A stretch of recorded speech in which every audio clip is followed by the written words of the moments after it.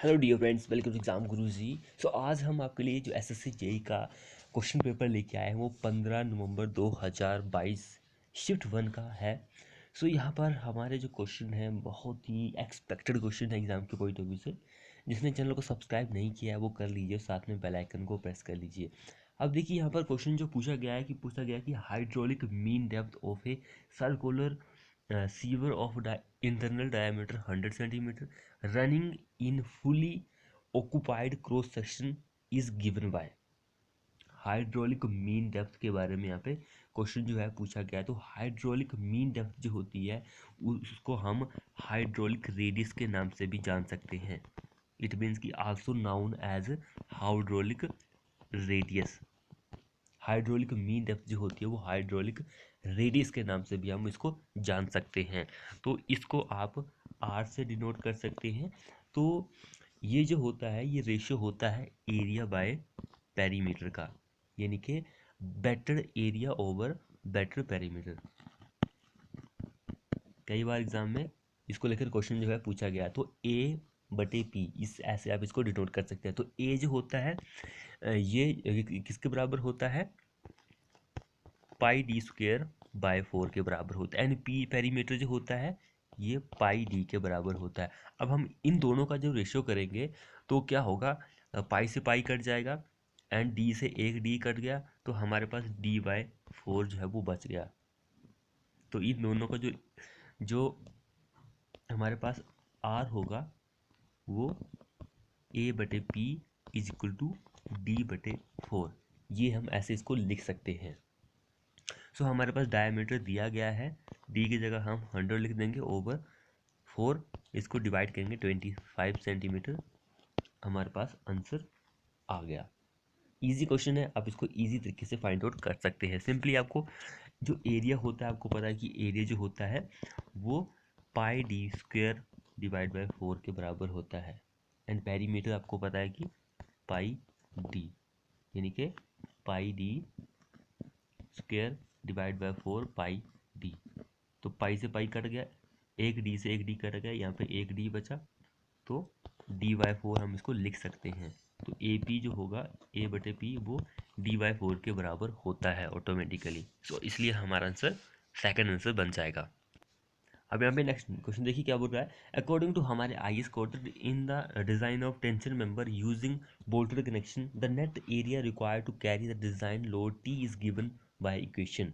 कौन सी इक्वेशन से आप फाइंड आउट कर सकते हैं। हमारा जो है ये इक्वेशन है, आपको भी याद करनी पड़ेगी। बाकी यहाँ पर कुछ और नहीं है रटने वाला, सिंपली आपको याद करना पड़ेगा कि क्या ये है। अगला देखिए, the machine which transform a power input, the machine which transform a power input example from an electric motor into a hydraulic power output are, उसको हम क्या बोलते हैं, उसको हम पंप बोलते हैं। अब इसकी एक सिंपल डेफिनेशन देख लीजिए, the hydraulic machine that convert mechanical energy into hydraulic energy, उसको पंप बोलते हैं। एक ऐसी मशीन जो मैकेनिकल एनर्जी को हाइड्रोलिक एनर्जी में कन्वर्ट करेगा उसको हम पंप की डेफिनेशन देते हैं।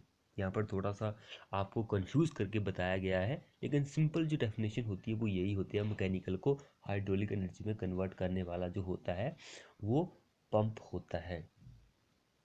तो ये चीज़ आप देख लीजिए। एक आई थिंक यहाँ पे टरबाइन के बारे में भी हमने कई बार डिस्कस किया है। टरबाइन जो होती है तो ये भी एक मशीन ही होती है। तो ये जो होती है काइनेटिक एनर्जी जो होती है उसको मैकेनिकल एनर्जी में कन्वर्ट करता है। तो ये भी इम्पोर्टेंट डेफिनेशन है। सेकंड हमारा इस क्वेश्चन में आंसर बन जाएगा। नेक्स्ट में देखिए यहाँ पर यहाँ पर 2-3 स्टेटमेंट दी गई है। कौन सी स्टेटमेंट जो है वो सही है regarding standard measurement book and ordinary measurement book के बारे में, कौन सी सही है यहाँ पर। ऑटोमेटिकली मेजरमेंट बुक जो होती है उसको हम एम बी से भी डिनोट करते हैं। शॉर्ट सिंबल जो होता है वो एम बी होता है इसका। स्टैंडर्ड जो मेजरमेंट बुक होती है उसको एस एम बी। ये दोनों चीज़ें आप याद रखिए, ये हमारी क्वांटिटी में यूज होती है। ऑर्डिनरी मेजरमेंट बुक भी होती है एक, ऑर्डिनरी मेजरमेंट बुक, एक चेक मेजरमेंट बुक भी होती है जिसको आप CMB से डिनोट करते हैं। तो ये 3-4 हैं, ये चीज़ आप याद रखिए। तो यहाँ पर ऑटोमेटिकली आप आंसर को देख लीजिए, 1 और 2 सही स्टेटमेंट है, बाकी तीसरी जो है वो गलत है। यहाँ पर सिर्फ आपको डेफिनेशन ही इनकी याद करनी है कि क्या ये बोल रहे हैं। नेक्स्ट क्वेश्चन देखिए, flat gravitational and hump yard are the type of. Flat gravitational hump yard, flat yard हो गया, ग्रेविटेशनल यार्ड हो गया एंड हम्प यार्ड हो गया, ये किसके प्रकार हैं? तो ये मार्शलिंग यार्ड जो है इसको 3 पार्ट में डिवाइड किया गया है, एक फ्लैट, एक ग्रेविटेशनल, दूसरा तीसरा हम्प। तो ये 3 प्रकार है इसके, इसलिए सेकंड हमारा इस क्वेश्चन में आंसर हो जाएगा। अगला देखिए, while designing a concrete mix if 5% of the result are allowed to fail below the characteristics strength and if द assumed standard deviation is 6 MPa, then what will be the target mean strength of M40 grade of concrete? Target mean strength जो होती है जिसको आप FM से denote करते हैं is equal to FCK plus 1.65 standard derivation, इसको सिग्मा से हम डिनोट करते हैं। सो हमारे पास FCK इनके ग्रेड ऑफ कंक्रीट दिया गया है 40 प्लस 1.65, हमारे पास स्टैंडर्ड डेरिवेशन सिग्मा भी गिवन है जो कि यहाँ पर 6 MPa दिया गया है, इंटू 6, इसको मल्टीप्लाई करेंगे तो कितना आएगा हमारे पास 9.9 ये आ गया, एंड प्लस 40 करेंगे हम तो 49.9, इट मीन्स की अप्रोक्सीमेट 50 के आसपास हमारा आंसर आ गया, ये थर्ड वाला। तो टारगेट मीन स्ट्रेंथ 50 MPa आती है। अगला देखिए, the failure plane in direct shear test is the dash. Failure plane जो होता है डायरेक्ट शियर टेस्ट जब भी आप करते हैं तो ये टेस्ट जो होता है शियर स्ट्रेंथ को फाइंड आउट करता है, जो होना चाहिए हमारा सिर्फ कोहेजन लेस सॉइल ही होना चाहिए, इनके सैंड हो गया, ग्रेवल हो गया, तो ये सॉइल होने चाहिए, इसकी ही ये शेयर स्ट्रेंथ को फाइंड आउट करता है। तो इसमें जो डायरेक्ट शेयर टेस्ट होता है इसमें जो फेलियर प्लेन होता है वो हॉरिजॉन्टल प्लेन होता है। सेकंड इस क्वेश्चन में हमारा आंसर हो जाएगा। अगला क्वेश्चन देखिए यहाँ पे, अकॉर्डिंग टू हमारे इस IS कोड के according beam shall be design and checked for. Beam shall be design, beam क्या होता है? एक स्ट्रक्चरल मेंबर होता है जिस पर सिर्फ ट्रांसवर्स लोड ही लगता है, longitudinal sorry perpendicular to its longitudinal axis, वहाँ पर ही सिर्फ यहाँ पे लोड लगता है, उसको बीम कहा जाता है। तो ये डिज़ाइन किया जाता है एंड चेक किया जाता है सिर्फ स्टिफनेस के लिए, बेंडिंग, स्ट्रेंथ एंड बकलिंग, इन सभी के लिए चेक किया जाता है। ऑप्शन 1 हमारा आंसर हो जाएगा इस क्वेश्चन में। अगला देखिए, labelling in which staff and reading and the distance between the point is required is called. वो कौन सी लेबलिंग होती है? तो वो लेबलिंग होती है प्रोफाइल लेबलिंग। प्रोफाइल लेबलिंग जो होती है इसको हम एक और लेबलिंग के नाम से जानते हैं जो कि होती है लॉन्गिट्यूडिनल, लॉन्गिट्यूडनल लेबलिंग के नाम से भी जाना जाता है। ये लेबलिंग जो होती है की जाती है for the purpose of designing the elevation of the ground surface along a fix line, जैसे कि रोड हो गई हमारे पास, रेल्स हो गई, रिवर वगैरह हो गए, तो फिक्स लाइन के लिए ये की जाती है, इसको लॉन्गिट्यूडनल लेबलिंग के नाम से भी जाना जाता है। सो ऑप्शन 1 हमारा इस क्वेश्चन में आंसर हो जाएगा।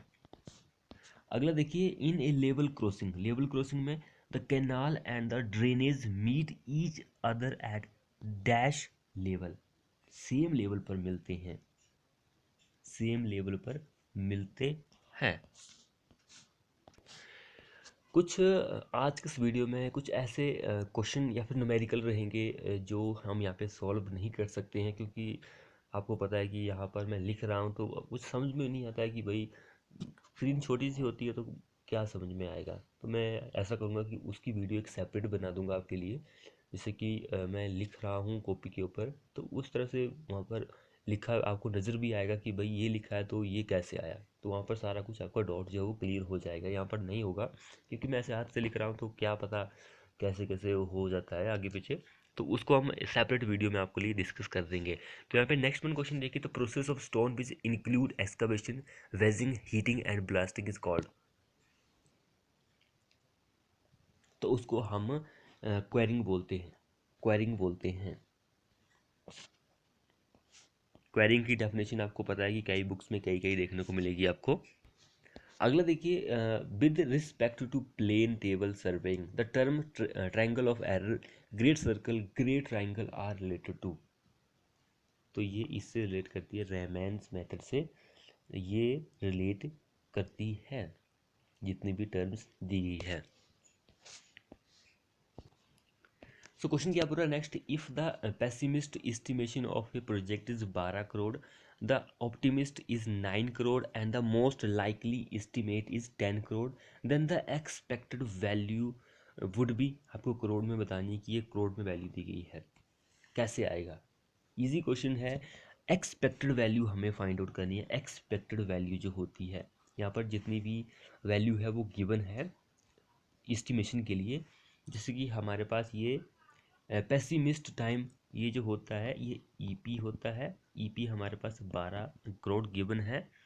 एंड हमारे पास ऑप्टिमिस्ट यानी कि ईओ गिवन है 9 crore. And most likely estimate, most likely यानी कि ईएम ये भी हमारे पास गिवन है 10। ये तीन चीज़ें हमारे पास गिवन है, तो हमें इस एक्सपेक्टेड यानी कि ई फाइंड आउट करना है। एक्सपेक्टेड जो है वैल्यू जो है वो फाइंड आउट करनी है। तो ये फाइंड आउट करने के लिए हमें क्या करना है कि E O plus 4 E M plus E P, ये मैंने आपको बता दिया कि ई पी क्या होता है, ई ओ क्या होता है, ई एम क्या होता है, डिवाइड बाय 6। इसमें आपको वैल्यू सारी पुटअप कर देनी है और हमारा आंसर जो है वो आ जाएगा एक्सपेक्टेड वैल्यू का। तो वैल्यू पुटअप कर दे, जैसे कि मैंने अभी इतना यहाँ पे लिखा, तो अब मुझे ये काटना पड़ रहा है क्योंकि मैं दोबारा यहाँ पे लिखूँगा तो नीचे कुछ ना कुछ लिखा होगा तो आपको खिचड़ी पड़ जाएगी बिल्कुल ही, तो समझ में नहीं आता है। तो इसलिए जो थोड़े बहुत मेडिकल बच रहे हैं लेंथी लेंथी वाले, वो मैं आपको नेक्स्ट एक वीडियो बना दूंगा, उसमें डिस्कस कर लेंगे हम। सो ई ओ जो होता है वो कितना दिया है हमारे पास यहाँ पे, ऑप्टिमिस्ट 9 प्लस 4 इंटू हमारे पास मोस्ट लाइकली जो है वो 10 करोड़ है, प्लस जो ऑप्टिमिस्ट पेसिमिस्ट एस्टिमेशन है वो 12 है, डिवाइड बाय 6। ये आप कैलकुलेट करेंगे तो हमारे पास जो आंसर आएगा यहाँ पर 61 डिवाइड बाय 6, इसको भी हम कैलकुलेट करेंगे तो हमारे पास 10.16 करोड़ आ जाएगा। ये आंसर आ गया। अगर देखिए एज पर हमारे इस आई कोड के अकॉर्डिंग, ये आई कोड किससे रिलेट करता है, एग्रीगेट से। In how many zones are the grading limit of fine aggregate distribute, कितने ग्रेड में डिवाइड किया गया है एग्रीगेट को? भाई 4 ग्रेड होते हैं, जैसे कि 1 हो गया, सेकंड जोन हो गया, थर्ड हो गया, ऐसे फोर्थ हो गया, तो 4 जोन में ये डिवाइड किया हुआ है। अगला देखिए, अकॉर्डिंग टू हमारे इस आई कोड के according, in classifying timber the average annual relative humidity of zone 4 region of India is more than. Zone 4 के लिए ये क्वेश्चन जो है आई थिंक मैंने कई बार डिस्कस किया हुआ है। तो टिम्बर जो है ह्यूमिडिटी के अकॉर्डिंग 4 जोन में डिवाइड किया गया है, जोन 1 2 3 4। तो यहाँ पे 4 जोन के बारे में पूछा गया है। तो 4 जोन के लिए जो रिलेटिव ह्यूमिडिटी होती है वो 67 से ज़्यादा होनी चाहिए, 67 से ज़्यादा होनी चाहिए। एंड जो जोन थर्ड की बात आती है तो वो 50 से 67 तक होती है जोन थर्ड। एंड जो जोन सेकंड होती है वो 40 से 50 होती है। फर्स्ट जो होती है उसका लेस देन 40 होता है। 40 40 से 50, 50 से 67 एंड 67 से ज़्यादा फोर्थ आ गई। अगला देखिए, which of the following statements context of circular sewer of full depth D is correct. तो आपको पता है कि सर्कुलर के लिए यहाँ पे डिस्चार्ज जो होता है वो ये होता है ये क्वेश्चन कई बार एग्जाम में जो है वो पूछा गया है। मैक्सिमम वेलोसिटी कितनी होती है सर्कुलर सेक्शन के लिए, डिस्चार्ज जो होता है वो कितना होता है, तो ये क्वेश्चन कई बार एग्जाम में पूछा गया है। अगला देखिए, long ball short ball method is also called. Long ball and short ball method जो आपको पता है कि ये बिल्डिंग के एस्टिमेट को फाइंड आउट करते हैं, तो इसका एक और नाम है वो हमें बताना है। तो यहाँ पर दिया गया है सेपरेट मेथड हो गया या फिर इंडिविजुअल बॉल मेथड। तो ये अच्छा क्वेश्चन है क्योंकि ऐसा क्वेश्चन हमने पहले आई थिंक नहीं डिस्कस किया है, तो ये आपके लिए अच्छा क्वेश्चन हो सकता है यहाँ पर। अगला देखिए, there are two types of energy losses through pipes, major losses and minor losses. Major losses through pipes are due to, ये हमने आई थिंक अभी हमने एक छोटी सी क्वेश्चन की सीरीज शुरू की है जिसमें हमने फ्लूइड मैकेनिक्स से क्वेश्चन डिस्कस किया, तो वहाँ पर हमने आपको बताया था कि वो लॉसेस दो तरह के होते हैं, माइनर एंड जो मेजर लॉसेस होते हैं। तो मेजर लॉसेस जो होते हैं वो फ्रिक्शन की वजह से आपको देखने को मिलते हैं, बाकी जो माइनर होते हैं वो सडन आपको बेंड आ जाए कहीं पर या फिर कॉन्ट्रैक्शन हो जाए, पाइप हमारी बढ़ जाए, तो उस वजह से आपको माइनर लॉसेस देखने को मिलते हैं। तो यहाँ पर सेकंड हमारा मेजर लॉसेस के लिए आंसर करेक्ट आंसर हो जाएगा। अगला देखिए, which of the following method is used to calculate average precipitation over a catchment area. Which of the following method, तो वो आइसोहाइट मेथड जो होता है यही होता है, करेक्ट आंसर हो जाएगा हमारा। अगला देखिए, ए कॉम्बिनेशन ऑफ टू और more pipes connected end to end is known as pipe in series. For pipe in series the discharge through the pipe is, वो कांस्टेंट होता है, पाइप इन सीरीज कांस्टेंट होगा discharge. अगला देखिए, corrosion in reinforce concrete structure effect the structural durability due to. Corrosion जो होता है reinforce concrete structure में वो इफेक्ट करता है structural durability due to chlorination and carbonation, due to chlorination and carbonation की वजह से इफेक्ट करता है। ऑप्शन सेकंड इस क्वेश्चन में आंसर हो जाएगा। अगला देखिए, a channel is said to be most economical section when it's gives maximum discharge for a given area and slope. What is the relation between hydraulic radius and depth for the most economical trapezoidal section. तो यहाँ पर hydraulic radius d/2 answer दिया हुआ है। अगला देखिए, which of the following physical inspection test apparatus is used to determine the cement initial and final setting time. So Vicat apparatus जो होता है ये कंसिस्टेंसी भी फाइंड आउट करता है, सीमेंट की initial and final setting time भी find out करता है। क्वेश्चन क्या बोल रहे हैं यहाँ पे, एज पर हमारे ये आइस कोड याद रखिए, पार्ट थर्ड ये वाला, the following formula of aggregate is given for dash, net weight of the aggregate in kg में and capacity of container on litre में। तो वो बल्क डेंसिटी का ही फॉर्मूला होता है। बल्क डेंसिटी जो होती है वो इज इक्वल टू होती है net weight of aggregate in kg and volume of container या फिर capacity of container in litre में। So correct answer bulk density. अगला देखिए, as per Indian standard code the grading of fine aggregate is divided into how many zones. ये 4 Jones में divided है, दूसरी बार question पूछा गया है। अगला देखिए यहाँ पर, Indian parliament passes a central legislable named air pollution control act in year, वो 1981 में पास किया था। अगला देखिए, which of the following is incorrectly state assumption in the theory of simple bending of the beams. कौन सी incorrect है, तो ये इनकरेक्ट है, बाकी ये तीनों ऑटोमेटिकली सही हो जाती है। तो इन तीनों को पढ़ लीजिए, अच्छी स्टेटमेंट है यहाँ पे। अगले देखिए, द जंक और demolition value of structure calculated at the end of its utility span that has lost all of its structural strength and is near to its demolition is called, उसको scrap value बोलते हैं। मान चलो कि ये तो हम कई बार डिस्कस कर चुके हैं, तो स्क्रैप वैल्यू जो होती है 10% होती है उसकी वैल्यू के। अगला देखिए, which of the following statement is correct with respect to modulus of rigidity, modulus of rigidity के लिए। So it is the ratio of between shear stress and shear strain के बीच का जो रेशियो होता है उसको हम रिजिडिटी बोलते हैं। अगला देखिए, KG coefficient is related to Manning roughness coefficient as. तो 1 हमारा इस क्वेश्चन में आंसर हो जाएगा। अगले देखिए, which level has internal compensator mechanism to automatically adjust the line of sight. तो वो ऑटो लेवल होता है, ऑटोमेटिकली एडजस्ट करता है line of sight, auto level. अगला देखिए, chemical compound such as dichloro diphenyl trichlor ethane are applied on wood for the prevention of.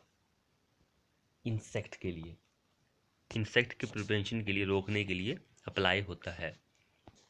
अगला देखिए, which of the following is not a function of GPS. GPS का function measurement of earthwork. GPS का function ये नहीं होता, बाकी ये तीनों जो हैं ये फंक्शन होते हैं जीपीएस के। क्वेश्चन देखिए, which of the following is not a method for estimating deflection in beam. तो मोहर सर्कल मेथड जो है वो डिफ्लेक्शन के लिए यूज नहीं होता है, बाकी ये तीनों होते हैं। अगला देखिए, एक कॉम्बिनेशन ऑफ 2 और more pipes connected between 2 points so that the discharge divides at the first junction and rejoins at the next is known as. तो वो पाइप जो होती है वो पैरेलल होती है, पैरेलल पाइप में होता है ऐसा। सो नेक्स्ट क्वेश्चन क्या बोल रहा है, in granular material the resistance to sliding on any plane within the soil mass depends upon normal force and angle of internal friction. Answer 1। Next क्या बोल रहा था, meridian that are parallel to direction taken by freely moving magnesite needle as in compass are called. इसको magnetic meridian के नाम से जाना जाता है। अगला देखिए, which of the following oxide is present in highest proportion in ordinary Portland. Highest जो होता है वो लाइम का परसेंटेज होता है, कितना होता है 62 से लेकर 65%। लाइम को आप CaO के नाम से जानते हैं। थर्ड हमारा इस क्वेश्चन में आंसर हो जाएगा। सबसे जो कम होता है वो किसका होता है, मैग्नीज का होता है, 1 से 3%। अगले देखिए, which of the following is not assumption of Rankine theory. Rankine theory की कौन सी एजम्पशन नहीं है। तो सोहिल जो होता है वो कोहेजिव नहीं होता है, बाकी ये सारा जो कुछ जो है वो होता है। सोइल होमोजेनियस होता है, ड्राई होता है, लेकिन कोहेजिव नहीं होता है। अगला क्वेश्चन देखिए, if the perimeter of a traverse is 2000 metre and the amount of closing error is 10 metre then the relative closing error would be. तो हमें क्या फाइंड आउट करना है, रिलेटिव क्लोजिंग एरर हमें फाइंड आउट करना है। तो रिलेटिव क्लोजिंग एरर इसको हम आर से डिनोट कर सकते हैं। तो R is equal to E/P। E जो होता है ये होता है क्लोजिंग एरर एंड पी जो होता है ये पेरीमीटर ऑफ ट्रावर्स होता है। तो ई हमारे पास कितना है, एरर 10 मीटर है, ओवर पेरीमीटर ऑफ ट्रावर्स 2000 दिया गया है। तो हम इसको करेंगे सॉल्व, तो हमारे पास 205 पॉइंट इतना आंसर ये आ जाएगा। इतना रिलेटिव क्लोजिंग एरर हमारे पास आ गया ऑप्शन 1 में। अगला देखिए, 440 डिग्री क्रैंकड और bent up bar the inclined length of crank is equal to 45 degree के लिए ऑप्शन 1 हमारा इस क्वेश्चन में आंसर हो जाएगा।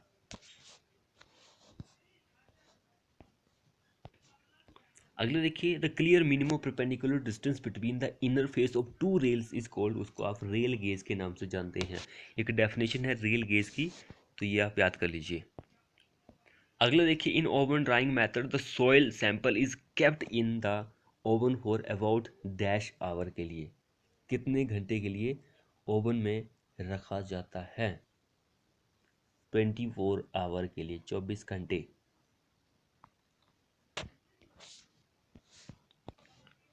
अगला देखिए, defective outlet and head regulator long along with inadequate slope and not regime section result in dash of the channel silting। Option 1 हमारा इस क्वेश्चन में आंसर हो जाएगा। तो ये थे हमारे most 50 expected question part 1। Second part हम नेक्स्ट वीडियो में डिस्कस करेंगे। मिलते हैं नेक्स्ट वीडियो में।